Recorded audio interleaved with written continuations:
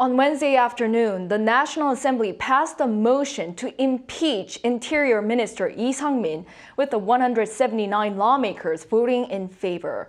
This makes Lee the first cabinet minister to be impeached by South Korea's National Assembly. Our political correspondent Lee Shi-hoo reports. South Korea's National Assembly on Wednesday passed a motion to impeach Interior Minister Lee Sang-min for an alleged lack of appropriate response to the tragic crowd crush in Itaewon late last year. This marks the first time a cabinet minister is impeached by South Korea's National Assembly. Lee is now suspended from duties until the Constitutional Court makes a final decision on whether to endorse the impeachment. In the meanwhile, the court will review whether Lee has violated the Constitution or the law. The impeachment motion was introduced by the main opposition Democratic Party, the Justice Party, and the Basic Income Party on Monday, 101 days after the incident that led to the deaths of 159 people.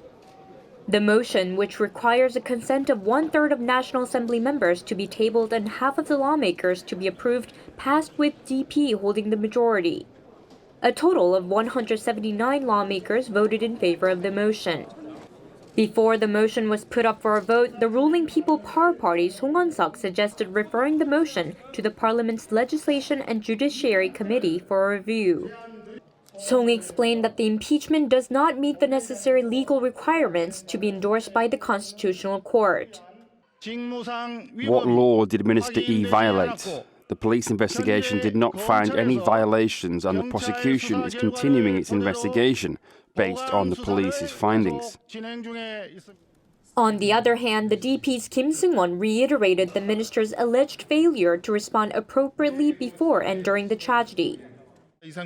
Minister Lee, despite having the responsibility for disaster management and the crowd incident being forecasted in advance, did not take preventive measures.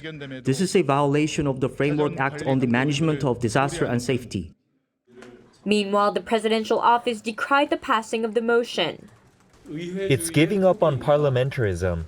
This will go down as a shameful moment in the history of parliamentarism. Meanwhile, the Constitutional Court is expected to make the final decision within 180 days.